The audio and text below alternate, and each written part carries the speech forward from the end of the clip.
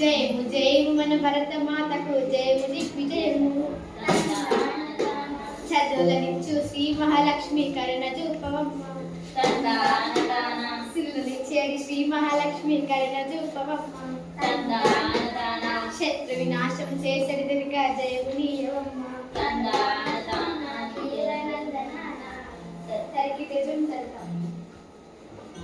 అక్క ఈరోజు ఏ కథ చెప్తున్నావు? ఏదో కాదురా, నల్ల మహారాజుల కథ, పాండవుల కౌరవుల కథ, మరాఠీల కథ, రామ కథ, లవకుశల కథ, సీతమ్మ కష్టాలు.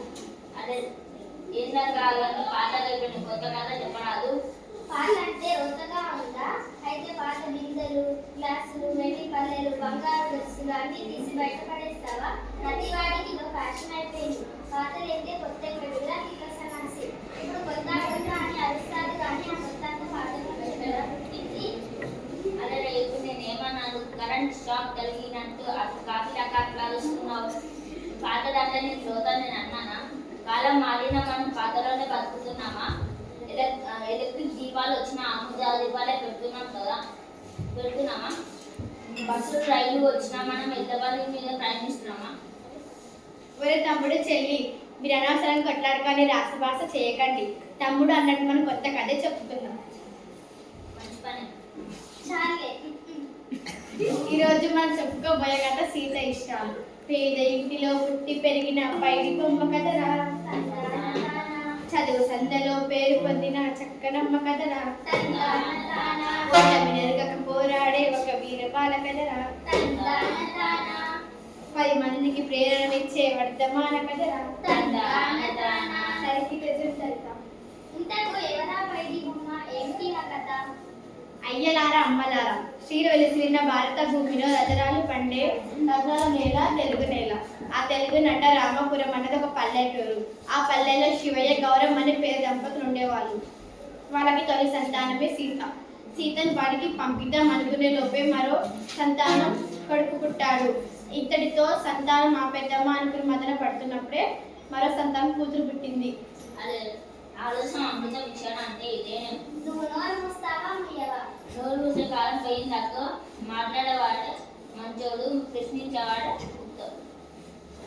తర్వాత కథ వినండి. పూట గడవని తల్లిదండ్రులకు పాటలు ఎక్కువాయే. పంటలు పండగ పుట్ట నిండక కష్టం ఎక్కువాయే. కుటుంబ భారం కుంగదీయగా తల్లడిల్లినారు. భార్య భర్త కోలినాలితో బతుకు నిడిచినారు. ఇంతకు ఆ సీత బడికి వెళ్ళిందా లేదా? లేదు చెల్లా. అమ్మ నాన్న పనిలోకి వెళితే తమ్ముడిని చెల్లెని ఎవరు చూస్తారు? వాళ్ళని చూడడానికి సీత అంకితం అయిపోయింది. పిల్లలు బదిలో పెద్ద పనిలో అనే సంగతి ఇలా తెలియదేమో అక్క. 16 పనిలో పెట్టదు అనే సంగతి చిట్టాన్ని తీసుకొచ్చిన వాళ్ళందరికీ తెలియదేమో అక్క. చట్టాలు అమలు చేయడం ఏ ఒక్కరి బాధ్యత అనుకున్నంత కాలం ఈ పరిస్థితుల్లో మార్పు రాదురా తమ్ముడు. అక్క, ఇంతకు ఆ చిన్నాని సీత ఏమేమి పనులు చేసేది? ఇంటి పనులు చేసేరా, వంట పనికంతా నేర్చేరా, వీరేళ్ళెన్నో తాను చుట్టరా, కోపసిలా బతుకాయరా, పత్తి సెలకే తాను పోయరా. వినరా సోదరా, చదువుల తల్లి తినగతనిప్పుడు మీరు పేదగానే ఎప్పుడు. తర్వాత ఏం జరిగింది అక్క? ఇంకేం జరుగుతుంది? నీళ్ళు 4 రాళ్ళు సంపాదించి నీళ్లు పోసి పెళ్లి చేసుకుంటారు. అదే జరిగితే మన కథకి అర్థమే ఉంటుందో తమ్ముడు. అప్పుడే ఒక షాడి టీచర్ గురికి వచ్చింది. ఈ పిచ్చిగా అన్ని టీచర్లు చదువు చెప్తారు కానీ ఇవన్నీ పట్టించుకుంటారా? పట్టించుకున్నా వినేవాళ్ళు ఉంటారా? విన్న మార్పు సాధ్యమవుతుందా? తప్పకుండా సాధ్యమవుతుంది అక్క. మా పల్లెలో టీచర్లు పాఠాలు చెప్తారు, కథలు చెప్తారు, ముఖ్యంగా పాఠాలు చెప్తారు, ఆటలు ఆడిస్తారు, పాటలు పాడిస్తారు. తమ సొంత బిడ్డలాగా చూసుకుంటారు. అవును తమ్ముడు, ఆ శ్రావణి టీచర్ కూడా అటువంటి టీచరే. కానీ తను ముందు వచ్చిన ఊరికి కొత్తలో తను ఇరున్న బడికి ఎవరెవరు వస్తారో రారో పిల్లలు అని తెలుసుకోవడానికి ఒక్కొక్క దంపతి వాళ్ళ ఇంటికి వెళ్ళింది. అలాగే శివయ్య దంపతి వాళ్ళ ఇంటికి కూడా వెళ్ళింది. తర్వాత కథ నేను చెప్తా అక్క. తర్వాత గౌరమ్మ ఇంట్లో దాచిపెట్టి నువ్వు అతిగా ఉంచకు, అక్క చెప్పేది విను. నిజమే, రాజు ఊహించింది నిజమే. గౌరమ్మ సీతను దాచిపెట్టింది. అయ్యో అప్పుడేమైంది? స్టార్ టీచర్ వచ్చిన మాట చెప్పకుండా కొన్ని మంచి మాటలు చెప్పింది. ఏమని?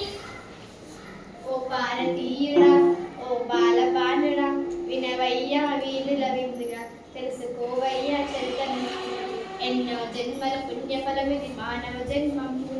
అది మానవ జన్మము. అందులోనూ ఆడపిల్లగా పుట్టిన శ్రేష్టము. అవును, పుట్టుట శ్రేష్టము. సహనం, స్నేహం, ప్రేమ భావము ఆమె గొప్పతనము. అది ఆమె గొప్పతనము. ఆ గొప్పను కలిగిన ఆడపిల్లను చక్కగా పెంచాలి. బహు చక్కగా పెంచాలి. అప్పుడే ఇల్లు, ఊరు, దేశం అభ్యున్నతి పొందు. అది ఆమె గొప్పతనము. అట్టి బాలిక నంచి పెట్టుట అన్యాయముగాను. అంటే అన్యాయముగాను. ఓ భారతీయుడా, తర్వాత ఏం జరిగిందక్క?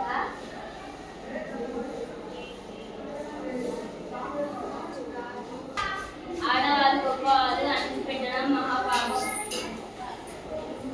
ఈ కథ చాలా బాగుంది అక్క. తండ్రి నందుల పాలు పేరు చెప్పక్క. సరే వినండి మరి. ఆ స్టార్ టీచర్ కూడా కొందరు ఆదర్శమైన గురించి చెప్పింది. ఎలా? రుద్రమ్మదేవి చూడరా, సై. శత్రువులను చెండాడరా, సై. సరోజిని నాయుడురా, సై. స్వరాజ సామరం చేసరా, సై. సంగేం లక్ష్మి బాయిరా, సై. బాలన్ బాగు అక్షరా, సై. అచ్చమామ్మను చూడరా, సై. మలయాళ మార్గం వద్దరా, సై. కల్పన చావ్లా చూడరా, సై. అంతరిక్షములు ఎగిరరా, సై. సునీతాంగలేయం చూడరా, సై. పరిశోధనలెన్నో చేసరా, సై. అన్ని రంగములను మహిళలు ఆదర్శంగా పిలిచారు. బాలనాటి బాలి తమ్ముడాసై మేలు బాలనోయ్ దందానం. అది రజం ఫలితం. తర్వాత ఏం జరిగిందక్క?